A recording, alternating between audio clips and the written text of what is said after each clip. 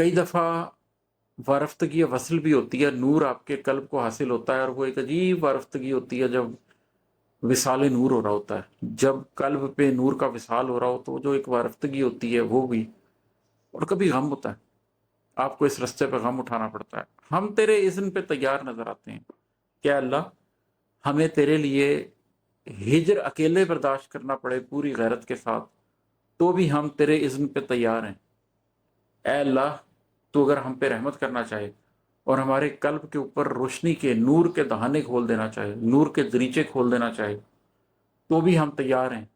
اور اے اللہ اگر اس کی وجہ سے کسی غم سے گزرنا پڑتا ہے تو بھی ہم تیار ہیں، تیرے اذن کا انتظار کر رہے ہیں، جو تیرا اذن ہوگا ہم اس سے گزر جائیں گے، لیکن ہمیں تو چاہیے۔ غم کی گھاٹی میں اترتے ہیں تیرے حکم پہ جب، قلب کو نور کے مینار نظر آتے ہیں۔ اللہ تعالیٰ نے قرآن میں فرمایا نا کہ انسان کو دشوار گزار گھاٹی سے گزرنا ہے، لیکن اس نے یہ کام نہیں کیا، تو دشوار گزار گھاٹی سے تو گزرنا ہی پڑتا ہے۔ اور جب اس غم کی دشوار گزار گھاٹی سے آپ گزر رہے ہوتے ہیں تو ایک طرف تو آپ گھاٹی میں اتر رہے ہوتے ہیں، نیچے جا رہے ہوتے ہیں، لیکن دوسری طرف آپ کے قلب کو نور کے مینار نظر آ رہے ہوتے ہیں، آپ اپنے آپ کو گرا رہے ہوتے ہیں لیکن آپ کا قلب اٹھ رہا ہوتا ہے، آپ اپنے لیے مشکل کھڑی کر رہے ہوتے ہیں لیکن آپ کا سینہ ہلکا ہو رہا ہوتا ہے، آپ اپنے آپ کو اندھیرے میں ڈال رہے ہوتے ہیں لیکن آپ کے قلب میں روشنی پیدا ہو رہی ہوتی ہے۔ تو غم کی گھاٹی میں اترتے ہیں تیرے حکم پہ جب، قلب کو نور کے مینار نظر آتے ہیں۔ اور ہے کہ آئینہ دیکھ کے رو دیتے ہیں ہر روز عماد، آئینہ دیکھ کے رو دیتے ہیں ہر روز عماد، روز اتنے ہی گنہگار نظر آتے ہیں۔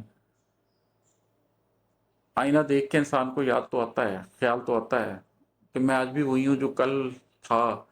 اللہ تعالیٰ چاہتے ہیں کہ مومن کا ایک دن دوسرے سے بہتر ہو۔ بارہا میں شیشے کے آگے کھڑا ہوا ہوں، مجھے اس بات کا احساس ہوا ہے کہ میرا آج کا دن پچھلے دن سے بہتر نہیں تھا، میں آج بھی ویسے ہی گناہ گار ہوں جیسا گناہ گار کل تھا۔ اس بات کا فائدہ بھی ہے، انسان نادم رہتا ہے، انسان عجز کی حالت میں رہتا ہے،